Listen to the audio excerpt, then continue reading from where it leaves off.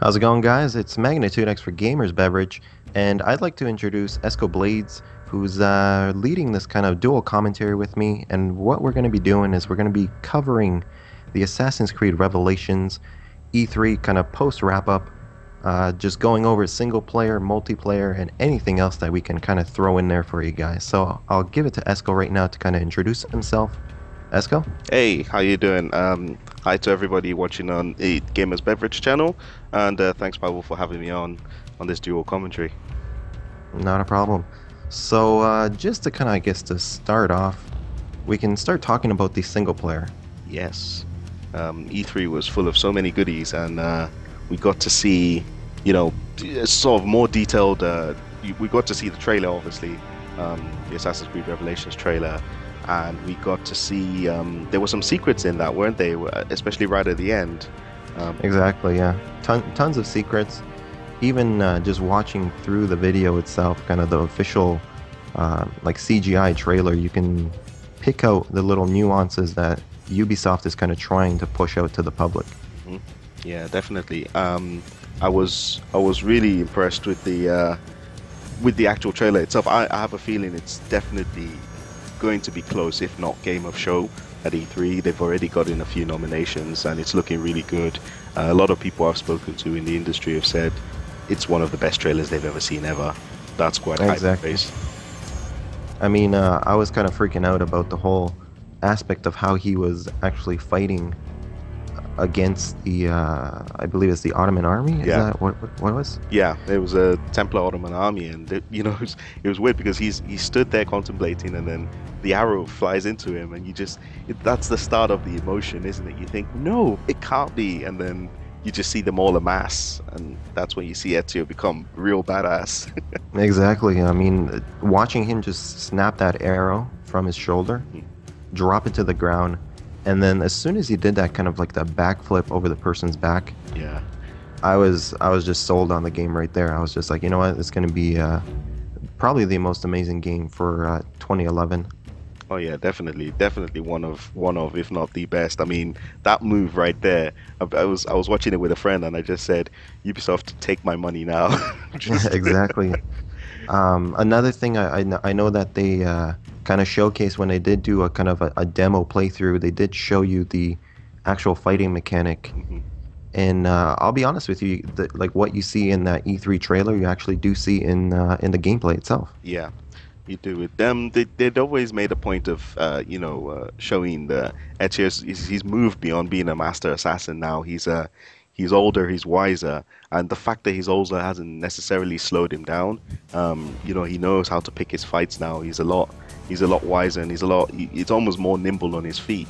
And you see during that demo gameplay how he dispatches enemies with a lot more fluidity than you've even seen in Brotherhood. So I'm looking forward to it. Exactly. So I mean, they can only improve it from here because I know between Assassin's Creed 2 and an Assassin's Creed Brotherhood, they dramatically improved the fighting mechanic Yeah.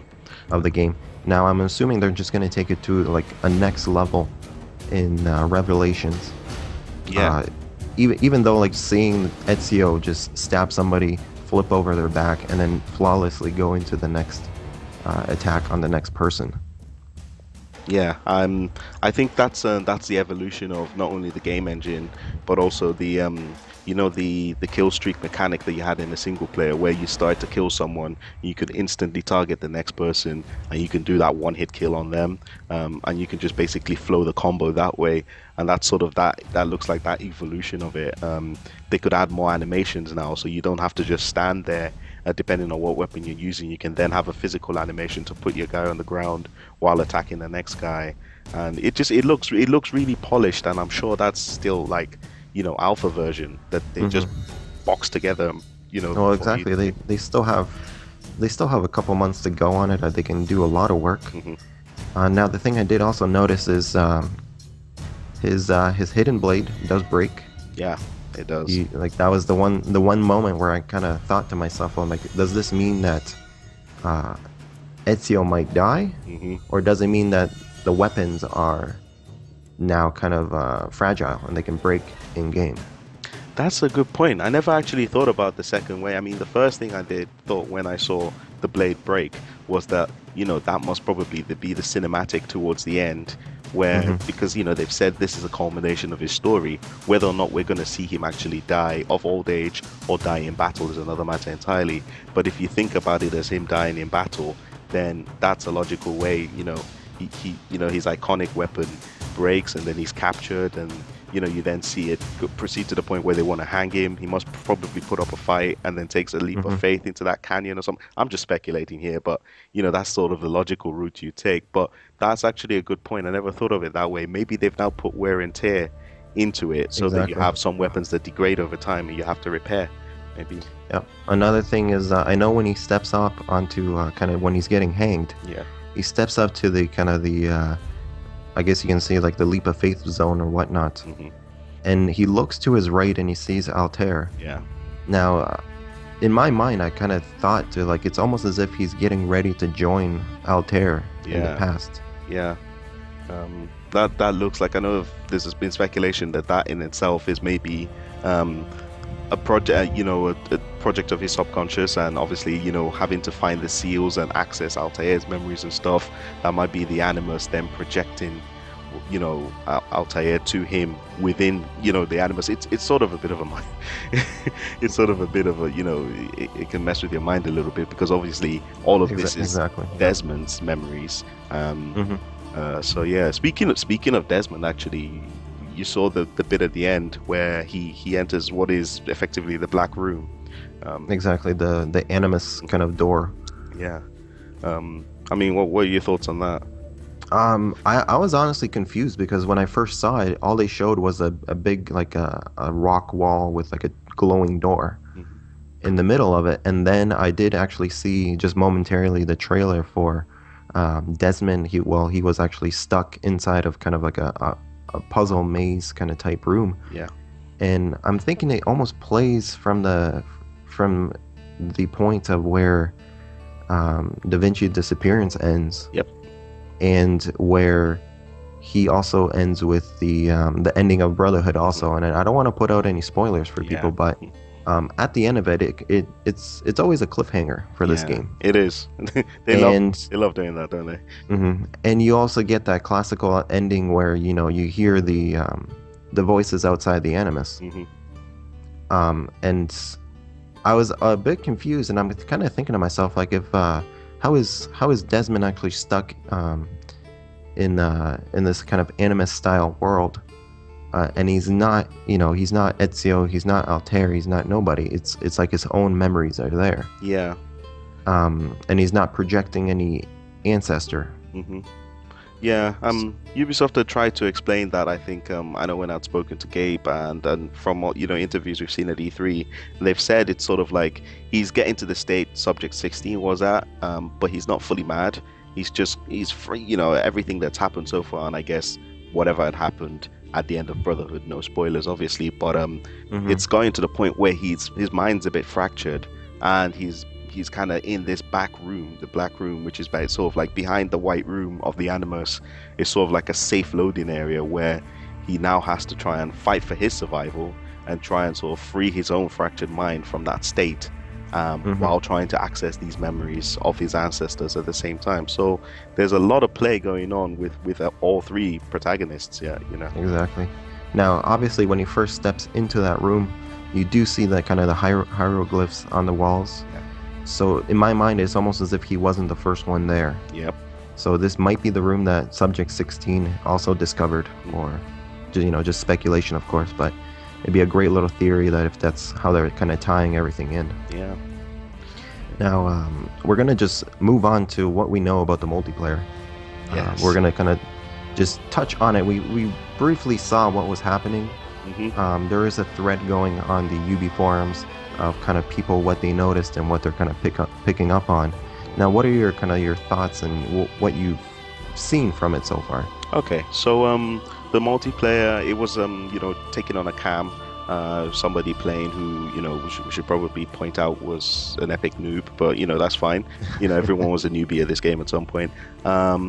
We've already noticed the slightly different layout to the HUD now. In the way that the loading screen, there seems to be a lot going on there. Again, you can refer to the thread. There's some of the new abilities. We saw the landmine, um, Yeah.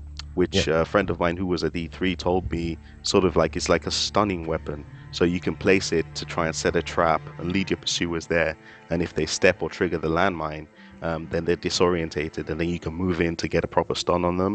Um, it also seems like they've changed the incognito bonuses you can get now, whereas you had incognito, silent, and discreet. Now you have incognito, silent, discreet, and conspicuous. So you have a next level down. Um, it also looks like it's easier to start chases as well, based on what a lot of people have seen. And the most important thing of the incognito bar is that it seems to work in reverse. So you normally start at incognito, and as you perform high-profile actions in line of sight of your target, it drains the bar. Whereas now everyone seems to start at discreet, and you have to work the bar up. Um, that looks like a major gameplay Hmm. change. Yeah, so tons of gameplay changes. Also, I noticed like the graphical changes. Everything kind of moved from the like the hexagon kind of style animus Yeah. looking sets to everything being very blocky and square shaped. Hmm. So I noticed those graphical changes, and it almost seems like your heads-up display shows you a lot more information, Yeah. and you kind of know like you'll always see what kind of abilities you have, perks, streaks, and whatnot. So it's definitely a step up in helping the player Definitely. in this Um, games. yeah. But like we're kind of drawing to an end here Hmm. with this dual commentary that Esco and myself have sat down to do for you guys. We'd love to hear from you guys what you guys think about the E3 presentation for Ubisoft. Any things that you guys might want to add, anything, even if you guys noticed on any of the videos, because everybody has a different interpretation of what they saw Yeah. and how they kind of feel about it, and I would love to hear about it from the community. Cool. Yeah, definitely. So, be sure to leave a comment if you've spotted anything that we haven't touched upon. Again, be sure to go check out the forums for that thread. There's a couple of threads actually all over the place, so be sure to check those out. And we'd love to hear what you think about it. We're definitely all excited about Revelations. We're looking forward to it. I did want to say, a big thank you to you again, Paul, for, letting me come on for us to chat about, the aftermath of E3 and stuff, and letting me have the video on your channel as always. Yep, not a problem. So to our gamers and to our community, we want to thank you guys for listening to us, Yep. and we'll definitely be back with more information later on as it becomes available. Cool. All right, see you guys. See you guys.